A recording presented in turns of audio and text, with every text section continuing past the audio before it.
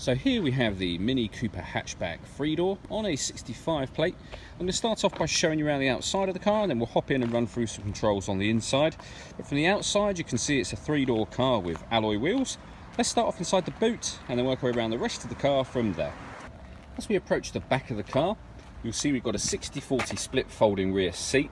The boot space is vastly increased when lifting this tray, which stores vertically behind the rear seats, as you can see, and gives you plenty of boot space.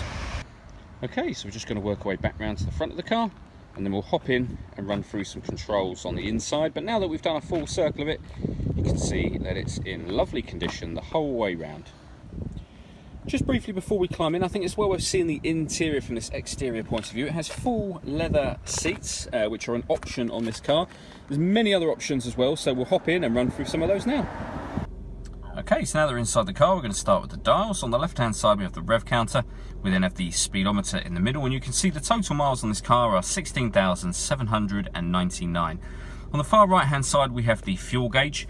The information displayed above the total miles can be changed by pressing a button on the end of the indicator stalk for various different fuel economy bits of information, or you can have a digital readout for the speedometer, which if you leave for a few seconds, you'll see it takes over the majority of that screen to become very clear. If we back out to the steering wheel, on the left-hand side we have cruise control and speed limiter, and on the right-hand side stereo controls and voice activation for the phone. These are all optional on the Mini Cooper as part of the chili pack that this car has got, as is the screen in the middle here. So this is Mini's Media XL, so XL as in extra large, so the screen is extra wide basically.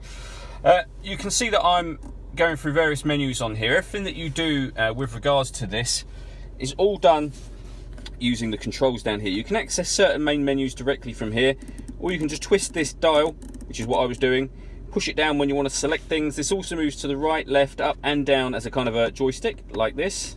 So anything you want to go into, for example, if we go back to the main menu, satellite navigation, just push the button down. Look at the map, or you can check any of these bits you want, but if we want to look at the map, push the button down.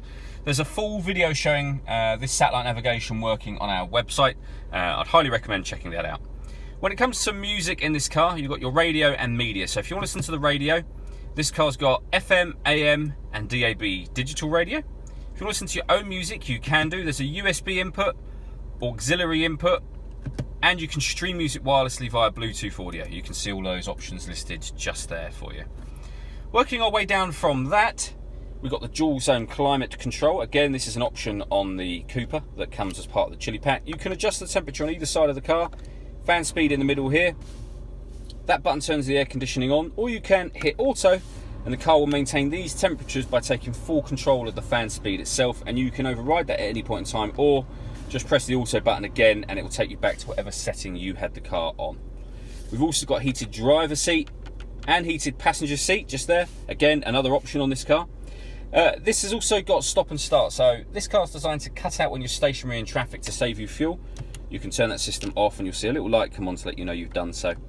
This button starts and stops the engine, and this turns off the traction control. Underneath that we have the auxiliary and USB inputs and a 12-volt charging socket just there. A 6-speed manual gearbox. We then have this selector, so we can select sport, we can move it back to what they call mid mode, or we can put it in green and it will change the setup of the car, and every mode you put it in will be highlighted up here so you know exactly what you've done. So in sport mode, for example, the steering will be a lot firmer to give you that, as it puts on the screen there, maximum go-kart feel. And then finally, back to this system here. So you can access certain things from off of here. That menu button takes us to the main menu. Then you've got the dial, back, and an option button as well. All that leaves me to say is thank you for taking the time to watch this video. If you'd like to come and see the car in person and have a test drive, please feel free to call any of our MJA sites. We'd love to hear from you soon.